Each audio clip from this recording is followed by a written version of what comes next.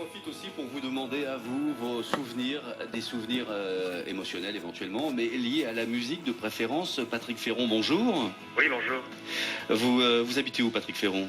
J'habite à Jupy, c'est sur le dessus de Liège. Alors tout à l'heure, quand j'ai envoyé le message, vous nous avez envoyé un petit SMS pour nous dire que vous, votre plus grand souvenir lié à la musique, il date du 26 avril 1981. Il s'est passé quoi ce jour-là? Ah ben exactement, le 26 avril 81, c'est le boss, donc c'est Bruce Springsteen, qui vient pour la première fois en Belgique et qui, bien entendu, remplit Forêt Nationale.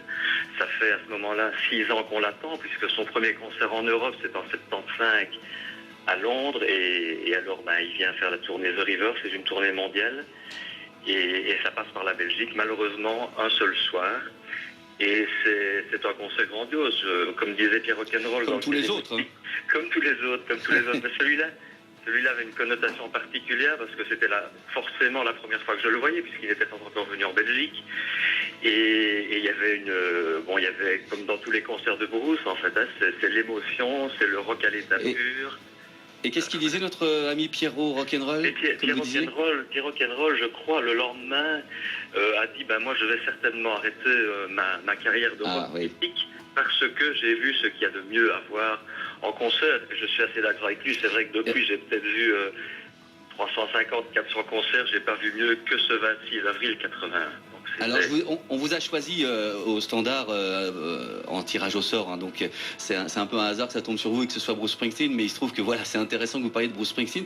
Et justement, à propos de vous parler de Pierre Rock'n'Roll et de ce concert, et justement, il se trouve que notre ami Pierrot, j'y en ai parlé il n'y a pas très longtemps, et il m'a raconté l'anecdote exacte que vous venez de raconter. Il m'a dit, effectivement, à la suite de ce concert, il me dit, j'ai décidé d'arrêter ma carrière de critique rock dans Télémoustique. Alors je dis, mais c'est pas vrai, t'as pas arrêté ta carrière pour un concert. Et il me dit, si, en fait, j'ai arrêté ma carrière parce que, il me dit, je sais qu'après, je ne pourrais pas avoir quelque chose de mieux.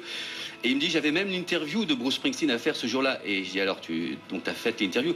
Mais il me dit non, il me dit, j'ai pas fait l'interview parce qu'en fait, pendant le concert, je me suis rendu compte qu'il m'avait tout dit dans ses chansons et je me suis dit, mais qu'est-ce qu'il va me dire de plus après? Et c'est assez incroyable quand même. Hein. Et c'est vrai qu'avec Springsteen, même dans une salle, Forêt n'est pas une salle énorme, mais c'est quand même une grande salle, il y a quand même 8000 personnes. On est dans la salle, quand il prend sa guitare acoustique et qu'il s'assied sur le tabouret, il chante, il va vous chercher dans la salle. Et c'est ça des moments particuliers. Maintenant, c'est vrai qu'il y a eu aussi à ce concert-là, moi je me souviens d'une version de Promised Land notamment, qui était, mais à couper le souffle, c'était extraordinaire. Voilà. Et c'est vrai que c'est un des artistes, alors on va faire des tonnes, mais bon, tout le monde sait que j'aime vraiment bien Bruce Springsteen pour les mêmes raisons que vous. J'ai vu des centaines de concerts et il n'y en a pas un qui lui arrive à la cheville. D'ailleurs, on dit de Bruce Springsteen qu'il y a deux sortes de personnes. Il y a ceux qui sont fans et ceux qui ne l'ont pas encore vu en concert. Exact. C'est assez parlant. Et ce qui est clair, c'est que, c'est un type, il arrive sur scène, il a un charisme, il n'y a pas besoin de tonnes et de tonnes de jets de lumière, de feux d'artifice autour de lui, il y a juste le boss qui arrive, et puis voilà, hein. On est d'accord? Oui, tout à fait. Et ce qui est assez étonnant, c'est qu'il est venu le 26 avril 81. Et alors, la tournée qu'il fait, la tournée suivante, ça se passe 12 ans après. Et c'est le 26 avril 93 à Gand. Mais là, ce n'est pas avec le E-Street Band. C'est avec une formation un peu hybride, mais avec des gens comme Jeff Porcaro à la batterie. Donc, c'était des gros joueurs de rock FM avec un super concert. Et au milieu du concert, il fait venir sur scène un artiste qui est vraiment exceptionnel aussi, qui est aussi du New Jersey, qui s'appelle Elliot Murphy. Et là, j'en profite pour passer un petit clin d'œil à cet artiste un peu méconnu, mais qui est grandiose et qui a encore fait un concert au Six à Verviers il y a 2 semaines, qui était prodigieux. Mais il a fait un deal avec Bruce. Bruce prend les grandes salles et lui les petites. Enfin voilà. Donc c'est un des grands amis du début en plus de Bruce Springsteen et Murphy. Mais en plus, c'est un ami très proche de Bruce Springsteen. Juste la dernière question, on va faire vite, Patrick.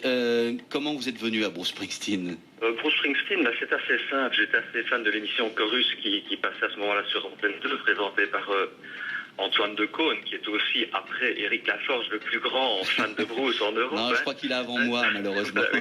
Et alors, Bruce, tous les jours à midi, tous les dimanches à midi, avait ce magnifique double album. Si on ne doit emporter qu'un album sur une île déserte, c'est peut-être celui-là, le double album The River. Je me suis dit, je vais aller acheter cet album pour voir ce qu'il dit, ce qu'il raconte, et comment c'est interprété musicalement. Et là, j'étais sous le charme. Et la tournée est arrivée quelques mois après, j'avais pas d'autre possibilité que d'aller le voir sur scène. Hein, voilà. Eh bien, puisque vous nous avez fait l'amitié de nous envoyer un petit SMS pour nous raconter ça, tout à l'heure, d'autres auront la même possibilité. Eh ben, vous allez faire l'animateur de radio. Je vous laisse juste 10 secondes et c'est vous qui présentez The River sur Classique 21. Je ne savais pas que c'était ce morceau-là que vous alliez passer, mais après Son the Road, c'est certainement le morceau que je préfère du Boss. C'est une chanson extraordinaire qui est un peu autobiographique, ou plutôt autobiographique par rapport à l'histoire de son frère. C'est les voitures, c'est la vallée, c'est l'histoire du Boss. Enfin. C'est l'Amérique profonde, et voilà. Vous êtes un vrai animateur de radio. On vous en donne 10 de secondes et vous en prenez 30. Voilà. Merci Patrick, à bientôt. Je vous en prie, au revoir.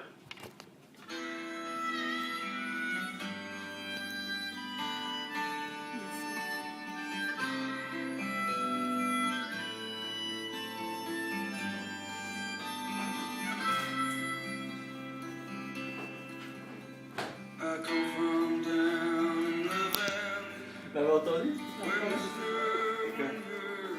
C'est pas enregistré?